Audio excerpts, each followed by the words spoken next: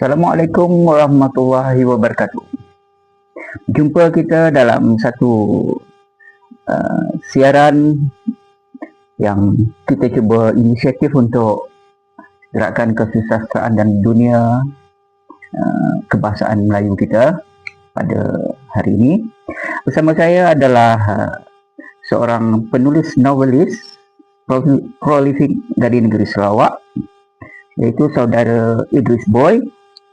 Beliau memang terkenal sebagai seorang novelis yang telah banyak menyumbangkan karya-karyanya di negara kita.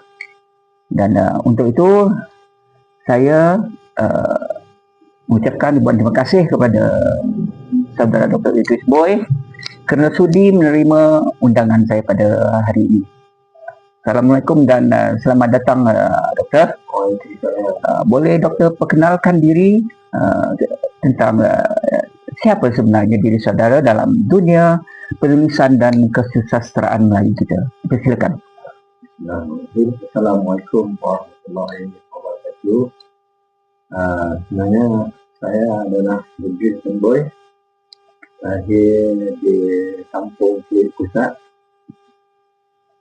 Ribas.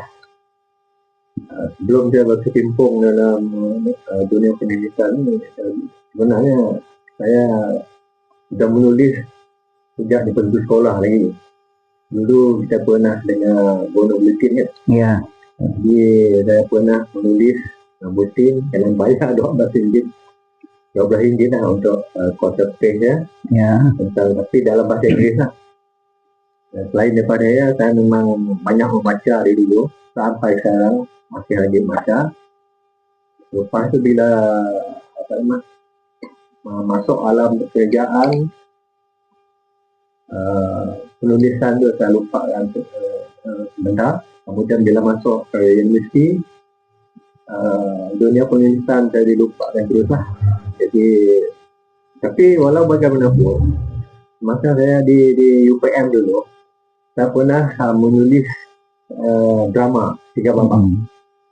Jadi pernah dipersembahkan di depan menteri ketika itu mendiang Datuk Seri Dojang. Jadi pelakon-pelakonnya adalah orang Sabah dan Sarawak, tapi direkturnya saya sendiri. Kemudian pernah dulu bangsawan, saya pun pernah terlibat banyak menulis skrip bangsawan. Saya sendiri penulis, saya sendiri direktur, saya juga pelakon. 3 babak semuanya. Kita pernah melakon di Kampung Lintang, di Jita,